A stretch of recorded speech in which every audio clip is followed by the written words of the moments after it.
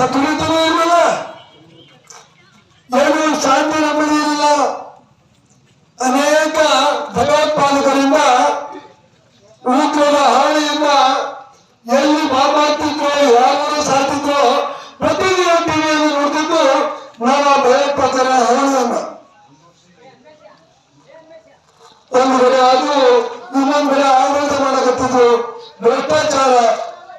ನಮ್ಮನ್ನು ಬರೋ ಭ್ರಷ್ಟಾಚಾರ ಅಂದ್ರೆ ಒಂದು ಅಂತ ಅಲ್ಲ, ಲಕ್ಷ ಲಕ್ಷ ಕೋಟಿಯ ಭ್ರಷ್ಟಾಚಾರ.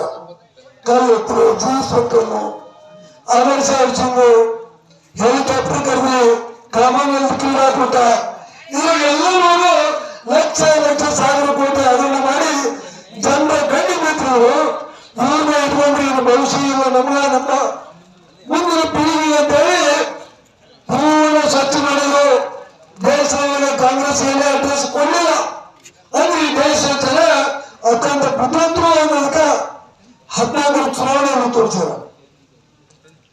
5 ವರ್ಷ ಮೋದಿ ಅವರು ಎಲ್ಲ ಹೊಲಸುಗಳನ್ನು ತೊಳೆದ್ರು, ಭಯೋತ್ಪಾದನೆಯನ್ನ ಮಟ್ಟ ಹಾಕಿದ್ರು, ಭ್ರಷ್ಟಾಚಾರವನ್ನ ಪೂರ್ತಿ ಅಡ್ರೆಸ್ ತೆಗೆದ್ರು.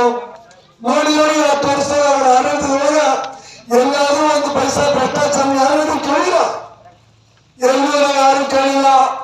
ಮಾಡಿದ್ರೆ ತಾನೇ ಕೇಳಿದ್ರು. ಭ್ರಷ್ಟಾಚಾರ